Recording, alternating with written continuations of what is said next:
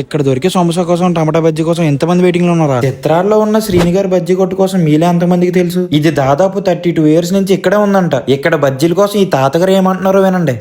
మా బజ్జీలు తింటే అన్ని మా ఊరు వచ్చి తింటారు అంటున్నాం. ఈ తాతగారు అన్నట్టే వేరే చోట నుంచి సైకిల్ మీద, బస్సుల మీద, కార్ల మీద వచ్చి ఆగి తినేసి మరీ వెళ్తున్నారు. ఇక్కడ దొరికే సమోసా ఉంటదండి. సమోసా లోపల వేడివేడిగా ఆలు కూర్మ పెట్టి సమోసా ఇచ్చారు. ఓ పక్క నుంచి నోరు కాలిపోతున్నా పట్టించుకోకుండా ఆపకుండా మరీ తినేస్తాం, అంత బాగుంటది. ఇంకా టమాటా బజ్జీ విషయానికి వస్తే టమాటో వేసి మురమరలు, మిక్సర్, కారం, సాల్ట్, నిమ్మకాయ చాట్ వేసి కలుపుతుంటే ఆగలేక త్వరగా అని అడిగితే ఏదో పెళ్లికి రెడీ అయినట్టు దాన్ని నీట్ గా రెడీ చేసి ఇచ్చారు. అలా తీసుకుని నోట్లో పెట్టుకోగానే కారంగా, పులుపుగా, లైట్ గా టమాటో ఫ్లేవర్ తగులుతూ ఎక్సలెంట్ గా ఉంది. ఇంకెక్కడ మిక్సర్ లో అయితే బజ్జీ మిక్చర్ ఒకటే చేస్తారు. ఎలా ఉంటుందో టేస్ట్ చేద్దామని తీసుకుని మొత్తం ఖాళీ చేశాను. మధ్యాహ్నం ఈ ఎండ వల్ల తగిలిన వడదెబ్బ తగ్గాలని ఇక్కడికి వచ్చి బజ్జీ తింటే వీళ్ళేమో మంచి టేస్ట్ తో దెబ్బ కొట్టేశారు. ఇంకా ఇవే కాకుండా ఎగ్ బజ్జీ, అరటికాయ బజ్జీ, మిరపకాయ బజ్జీ కూడా ఉంటే అద్దరిపోతాయి. అడ్రస్ పెట్టు, నాకు పెట్టు అడ్రస్ పెట్టు, ఫాస్ట్ పెట్టు అడ్రస్ నువ్వు.